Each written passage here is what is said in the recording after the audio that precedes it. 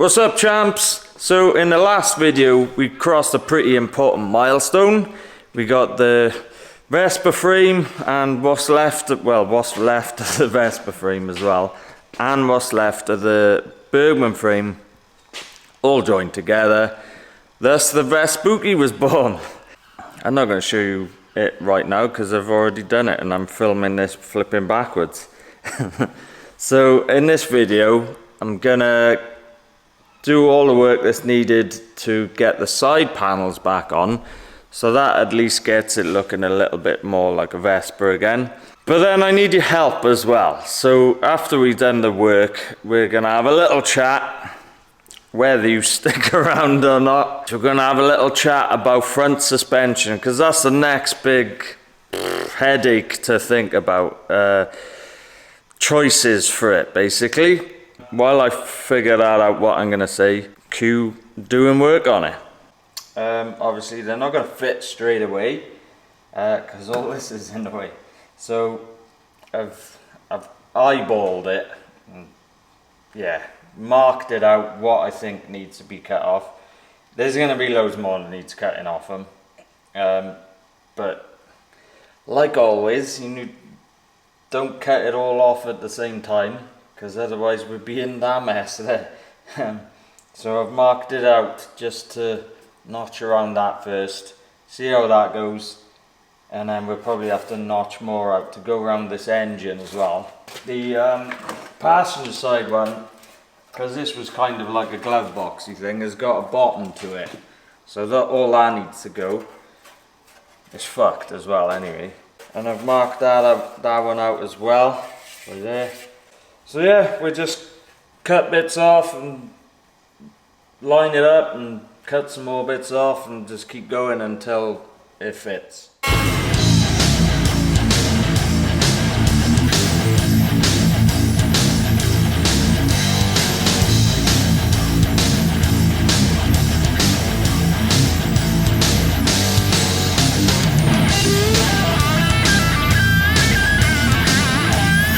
Okay, let's have a look.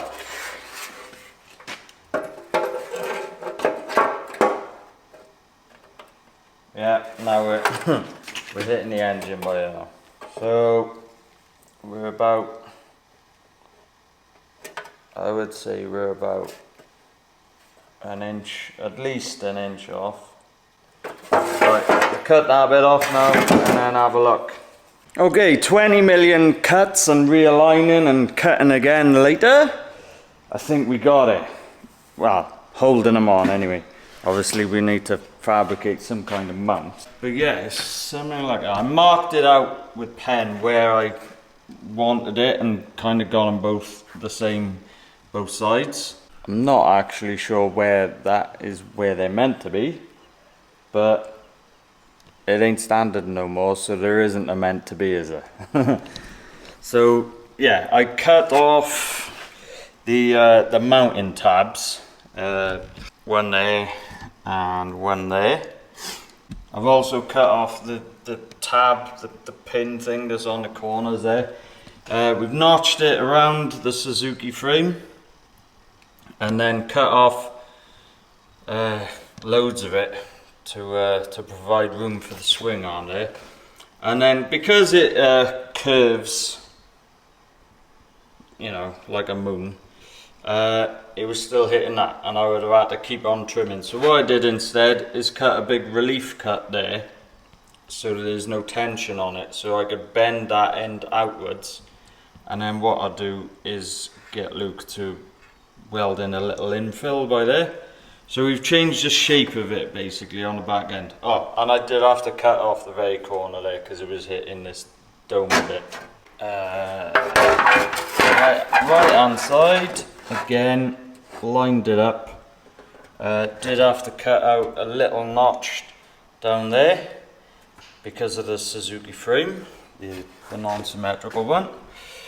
Cut it out around the Suzuki frame there and also around the engine, and then I do have to cut off where I've marked out with the pen there a bit for the tyre. I'll probably have to cut off loads more there for the tyre because we ain't running that tyre, we're going to have a big fat one on it. So now that I got the side panels fitting, well, lining up quite nicely, we need to start thinking about brackets to mount them on. So where I drew around them, I did measure both sides to get them in the same spot and drew a line. I don't know whether you can remember, but in the last video this flipping steel was coming like down here. So I've trimmed that off so it just looks neater. We didn't need it.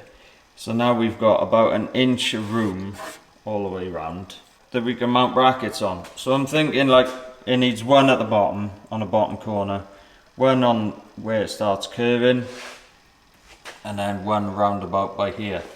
I've cut this area off at the moment because this area, it had welds on it and it would started rusting and stuff, so it's gone.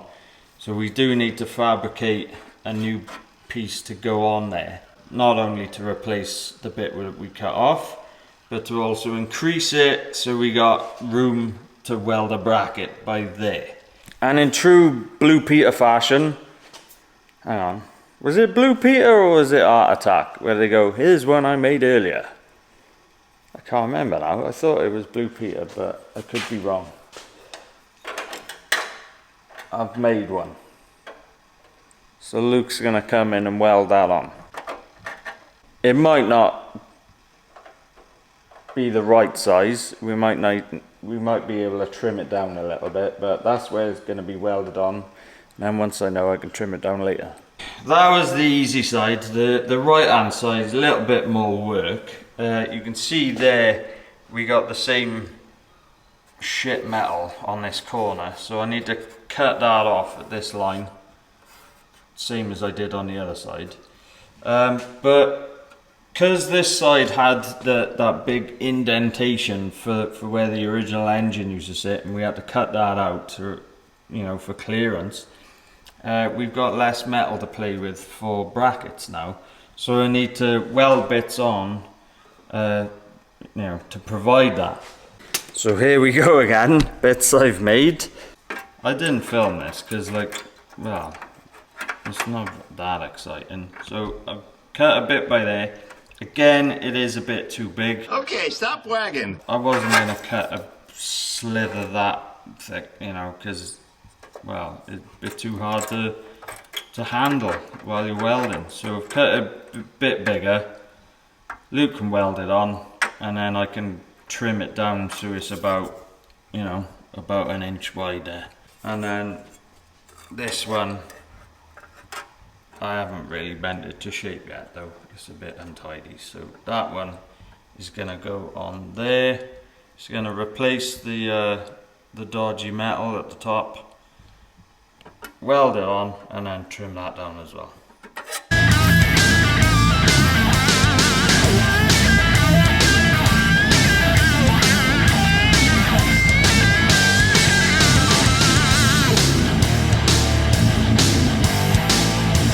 Thank you very much, Luke. He's a good lad. He does a full day at work at his job, and then he comes over here on his way home and does some more work. So yeah, we got that welded on there now. So we just have to tidy that up, grind the welds down, line the panel back on, and mark it out, and decide how much of that we got to cut off, and then same on this side.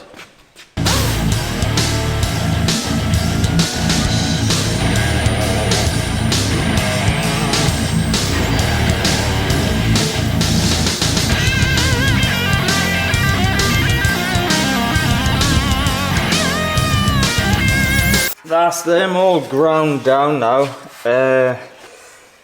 Not quite as totally flush with the original bodywork as I would have liked, but I ain't you know, an amazing metal worker or anything, so it'll do. Who gives a shit? So yeah, they'll be like that. That continues that way instead of the rusty bit that was there. And now, yeah, we got plenty of room either to weld or bolt on a bracket. I don't know which one to do yet. It'd just be like L-shaped brackets basically, and then we can, I'm thinking one there, one there, one there. Whether or not that'll be enough, hopefully they won't start flapping in the wind like Dumbo's ears. Now I can either have sitting into the bracket like a riv nut, or even drill a hole, weld a nut onto it, and then going through the side panels, just like, I don't know, an M5 Allen key bolt or something, dome headed one. Or, because we gotta have access to the engine that way, if you know there was a problem with something and you needed to gain access quickly, you're not gonna be wanting to faff around with a flipping Allen key to get them off. So there are things like quick release bolts. You see them on all like race bike fairings. Now I don't know whether I'm pronouncing this right, but I think they're spelt DZUS. Jesus fasteners? I don't flip it, no. You're bound to heard of them if you're into bikes. You can get them either with like a loop of metal on the top so you can grab them easy, or you can get them with like a slot in them to use a flat-headed screwdriver. And you just got to turn them, I think it's either quarter or half a turn, and they come undone. So there's obviously a special fastener that goes underneath. That would be on the bracket that we got to make, and then yeah, you put the screw through the top, and the screws don't come out either. You don't have them loose. There's a bracket that would go onto the side panel as well, and once you turn them either a quarter or half a turn, they come undone from the one underneath, but they will stay on the side panel. Hope I explained that so that you understand. Yeah, totally. I've gone ahead a touch, so you don't really want to see me making brackets. They're just simple right angle 90-degree brackets. I've drilled 2 holes in. They won't be used for anything other than just mocking up for now. There's 3 there, that's for the right hand side, and the passenger side ones are already on. So we got one by there, and hopefully you can see there's one by there in where the curve is, and then there's one by there at the bottom.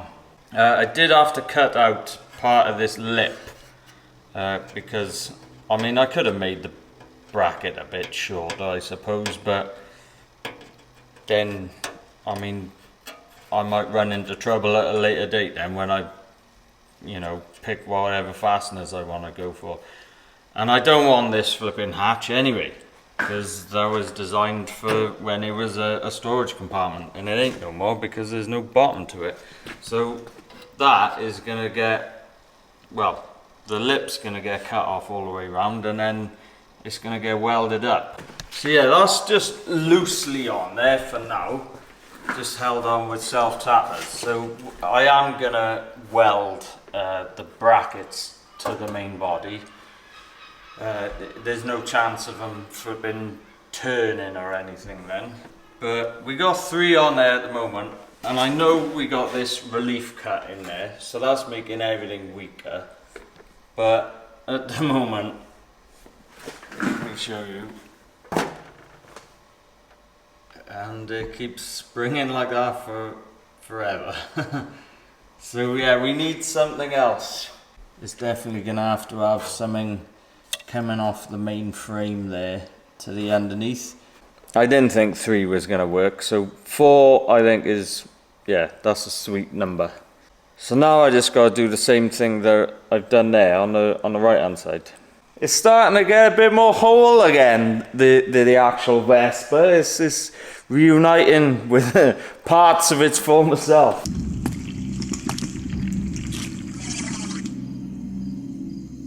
Straightforward, same as the other side. It was one little bit of difference. I'm not sure why, but this side had like an internal like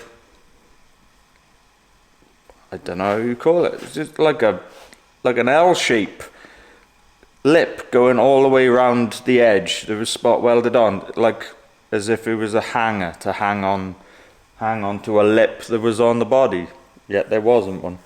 So yeah, I don't know what that was for and why the other side didn't have it, but it was only spot welded on, so got rid of that.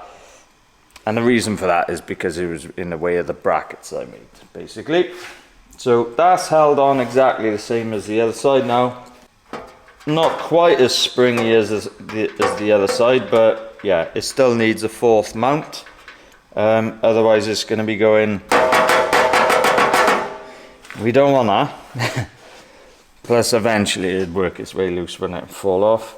So yeah, what do you think? That's yeah, basically how it's going to look now. Another thing I thought of while I was staring at it, what I was mentioning about doing a bracket underneath there to stop that moving about. I won't do that straight away, because obviously in all this space that's in here now, we need to fit a fuel tank, battery, radiator, and shocks and brakes, brake pads, lining, steering box, transmission, rear end, maybe new rings, also mufflers, a little wiring. whatever side I choose. Probably this side is going to be the radiator, so it's not going to be floating in there, is it? It needs to have some kind of bracketry to hold it in. So we'll make something there to hold, not only hold the radiator, but to hold the side panel in place as well. So yeah, it's pointless making something now to hold the side panel in place and then realise it's in the way of the radiator. Right, now let's talk about front suspension. Now before we start, if you're wondering why throughout all this video, if you've seen it, there's paper on the front. Well, as I mentioned in the last video, I've started painting the front end of it. It ain't finished, so you can't see it. There we are. So front suspension. Now, there's so many flipping choices that I could go with this. So I'm gonna try and just do it in like little chapters. If we were thinking of having this scooter at standard ride height, the choices we got, just like straight out of the box, the original suspension that was on it. We can have no suspension, just rigid forks. We can upgrade to modern Vespa suspension. We can go Lambretta suspension. We can go the likes of ones like Royal Alloy and stuff like that. Or you can go down a traditional shock absorber route, like what came off of the Burgman front end, basically. But we know we're not going standard ride height. 4.5 inches, I'm thinking. A lot of them go out the window now. For suspension choices for forks, with it being really low, the choices are, we can still use the standard Vespa suspension, because it has that weird curvy thing, because it's a single-sided thing. You can cut that out and increase the angle of the curved bit, thus making the front end a bit longer. Again, we can go rigid forks and have no suspension at all. Lambretta suspension, I just so happen to have one here on show.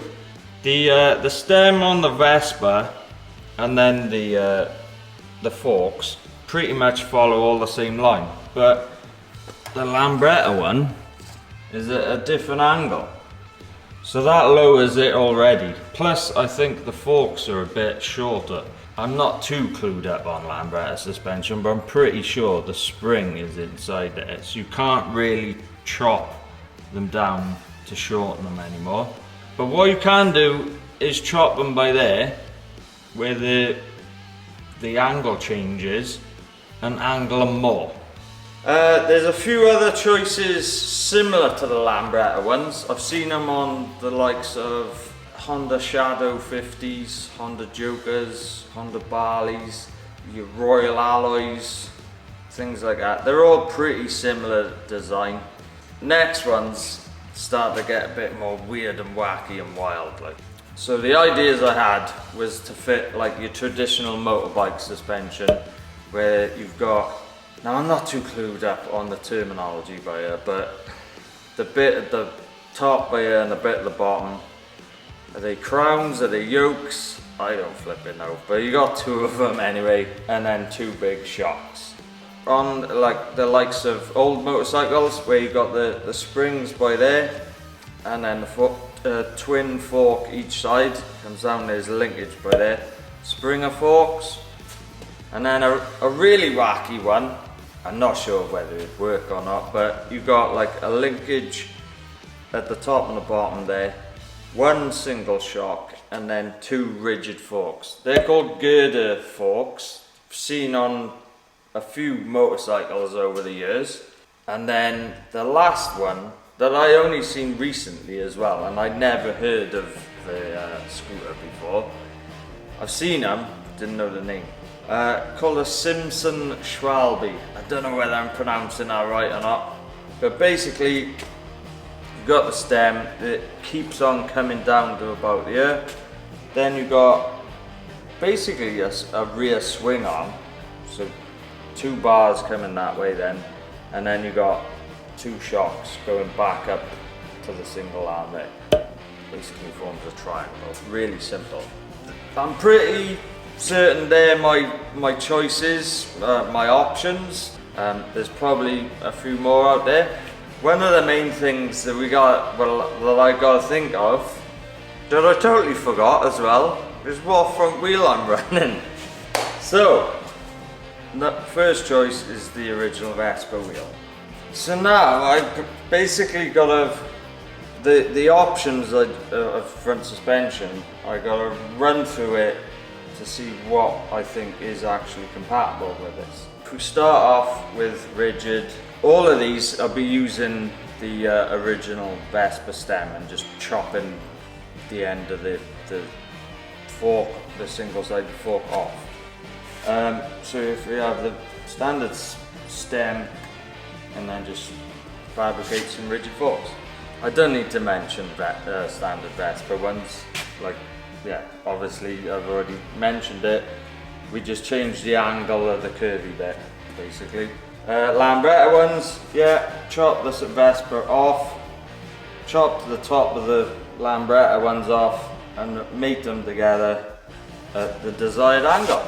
Same goes for any of the other variations of Lambretta ones, the Royal Alloys and the Honda Jokers and stuff like that. Your twin forks say the same as the Burgman. Burgman ones won't work, they're far too tall. But what might work is the likes of the Honda Ruckus. They're the shortest, just your normal two shocks coming down the side that I've seen. Again, they might have to be angled a bit, so you might have to make a custom yoke or crown or whatever it's called. Now on to the more crazier ones. Traditional motorbike suspension. You might have to bring the front wheel out a little bit more, but you could have a custom crown there and there and have the two shocks going up there. I reckon that would work. Springer suspension, I know for a fact that there's two pictures of Vespas that I've seen with them. Whether or not some of these would work with my front end is a different matter though, because some of these suspension choices that people have fitted on their Vespas, they've had to modify the front here. Well, I'm not really in a position to do that anymore, unfortunately, because I've already stupidly started the artwork on it. Yeah. Oh, fucking twat. If I'd used my noggin, then I would have welded this inch and 3/4 further up, so it was aligned with that. The bottom of that was in line with where the suspension pokes out of. Totally slipped my mind, didn't even Didn't even cross my mind. Girder suspension, yeah, same as the traditional motorbike suspension really. Although the shock would be quite a bit longer than I've seen on normal girder suspension, but doesn't mean it couldn't be done. The Simpson-Schwalbe one, that's a bit iffy, that one, just because the Simpson-Schwalbe got a pretty big wheel on the front, so I reckon it could be done, but it would be considerably smaller than the Simpson-Schwalbe setup, so the shocks would be quite small, whether you could get ones that small. On to the next wheel. You already know which wheel is coming anyway, don't you? Yep, it's the Burgman wheel. Right, let's run through them again. Was compatible. Rigid forks, yeah, still compatible. Come down there and forward. The standard Vespa forks. I think you could get it to work. I'm not sure they'd be offering much in the terms of suspension, mind. The leg would be nearly horizontal. It'd be alright if you crashed into a wall. The Lambretta and all the other variations of the Lambretta forks, same again. It's totally doable, but it wouldn't be offering a lot in terms of suspension. Next, on to like, we'll choose the Ruckus ones again. It's the same as ones I've already mentioned. I think you could get it to work, but it wouldn't be doing a lot because they'd be nearly horizontal. Right, they're all the doable ones out of the way, I reckon. So let's get on to the ones that are a bit crazier. Your standard motorcycle suspension setup, I don't think that's going to work. The tyres in the way of whatever crown or yoke or whatever that you construct. If you had a modified front end, then yeah, you could get it to work, because you take that away, you'd shorten this up to about there, and you'd have it there, and it would be perfect. But as for my scooter in particular, it ain't gonna work. Same goes for the Springer suspension. That ain't gonna work either, and same goes for the girder. All of them ain't gonna work at all just because of my front setup. But you could get them to work if you modified that. So that leaves the last one is the Simpson-Schwalbe, which would definitely work. So you'd have the standard stem joining onto a piece that comes down. Then you have two bars coming that way, two shocks going back to there again, which I think would actually offer the most suspension travel in all those choices. So now you gotta think, which wheel do you like, and then which suspension would you go for with that wheel now? What I think I'm gonna do, if we start back with the Vespa wheel again, and I'll rank my choices. Standard Vespa front wheel, bottom spot is the girder suspension. And the main reason for that, now I don't deny it would look flipping bonkers, it's just going to be too costly. I want to keep it simple, I want to keep it so that I'm spending as little as possible on it. To fabricate all of that, it's going to be mega money. Same for the traditional motorcycle suspension. You're going to have to buy two forks for it, and then you're going to have to fabricate the crowns or the yokes or whatever they're called. It's not going to be as expensive as the girder suspension, but what I'm thinking for the pair of them as well is they're going to be covering a lot of where I want artwork, and I think clearance issues, it might, you know, you're going to have some kind of bump stop to stop it smashing into the leg shield here. Next one on the list might upset a few people. the standard Vespa suspension. What do you mean? What do you mean? What do you mean? And the reason why it's third worst is I can't stand the look of it. I think it's really ugly. Yeah, I prefer stuff that's symmetrical. I don't like, now don't get me wrong, I've got a flipping single-sided swing arm on the back, but there we are. Adding two of them onto it, yeah, it's playing with my head a bit. And what would a bike with a single-sided swing arm on the back and on the front handle like? Would it be too much weight on the one side? I'm pretty sure there's bikes out there that have been engineered that way, but they've been engineered that way. I'm flipping doing this with no real knowledge, so yeah, you might get on it and go. After the Vespa suspension, we got rigid forks. Now, I don't deny rigid forks. You could get them looking amazing. You could design them to look however you wanted. Plenty of room to customize them then with engraving, painting, whatever.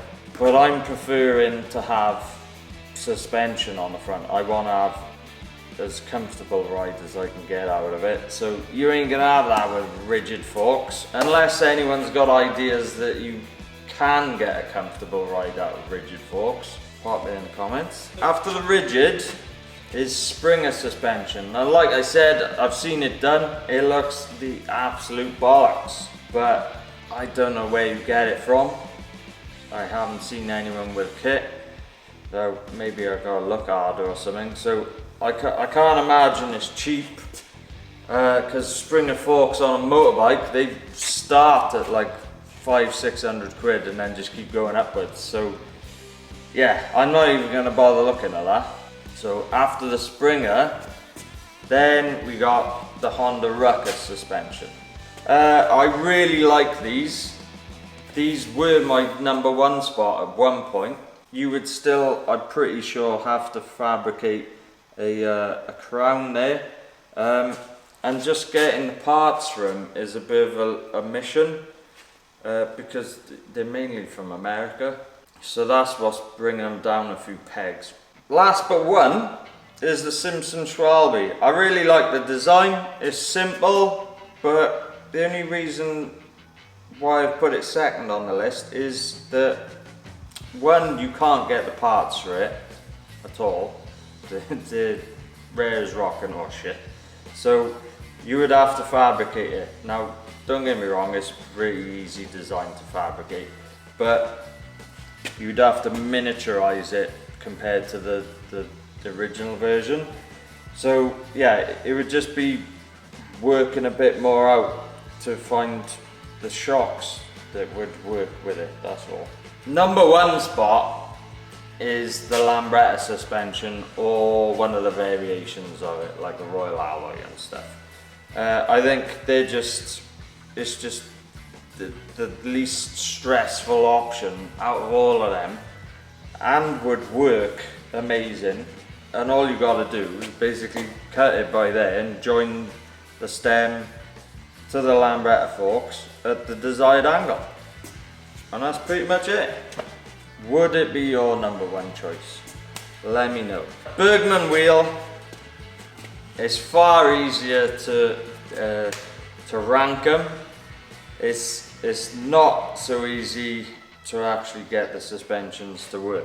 In the bottom spot is the Springer suspension, the girder suspension, the traditional motorbike forks, the Vespa and the Ruckus. The reason for all of them is either because they can't be done at all, or they're offering very minimal suspension. They're all shit for this wheel, in my opinion. So they're at the bottom spot. Just up from them slightly, the Lambretta ones. So it's totally different for this wheel now. The Lambretta and the variations of the Lambretta forks, just because there's not a lot of suspension travel. Now we're already at #2 spot. So #2 spot is rigid forks. Again, because yeah, really easy to do. they would look amazing. You could have them looking beefy as hell on this, and then yeah, even more room to paint on and customize and stuff. Yeah, do loads of stuff to them. But yeah, number 2 spot, because we all know I want some suspension. So that leaves the last one, is the Simpson Schwalbe. Again, I don't know whether I'm saying it right. So we could have joining off the Vespa stem, it continuing down. We could make it out of something tubular. At the bottom then, that's where your pivot point is. Shut up! Shut up! Shut up! I could just use like a rear swing arm off of a motorbike to bring the 2 bars this way, possibly. And then, yeah, you get 2 shocks going back. And all you gotta do is weld some mounts on to join the shocks onto it, basically. It's probably a lot more work than that, but you know, that's it, summing it up. And it would still offer the most, I'm gonna say, suspension travel. So yeah, that's my number 1 spot for the Burgman wheel. What do you think of that? What's your thoughts on my 2 number 1 spots? Lambrettas, the forks for the small wheel, Simpson for the big wheel. I'm glad I've done this now, because I didn't have a flipping clue before I started. Not to sway you or anything, but so far everyone that's come in the unit and seen this has stuck their nose up at the standard Vespa wheel and have been all for the Burgman front wheel. I think it looks the best, definitely. What it'll ride like, I haven't got a clue. Obviously you're going to get more grip from the Burgman wheel than the Vespa one. You're going to get better brakes from it as well. But what the handling will be like, I don't know. It's giving me, I don't know whether you've seen it, the anime film Akira, old manga film from, is it the 80s? The 80s or early 90s. There's a guy in that called Canada, and he's got this futuristic motorbike.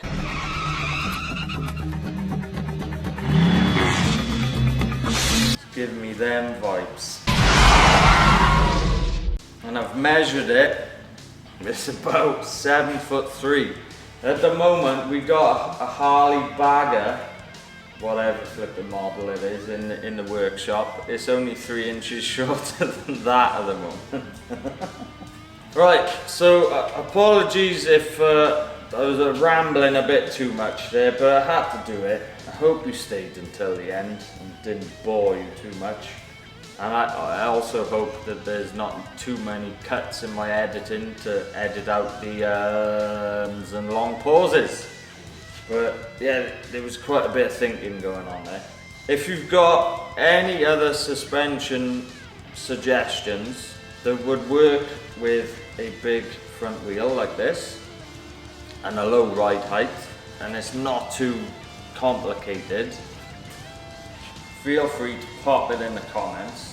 Let me know what you think of it. Whether you think it's looking really cool or it's looking really daft.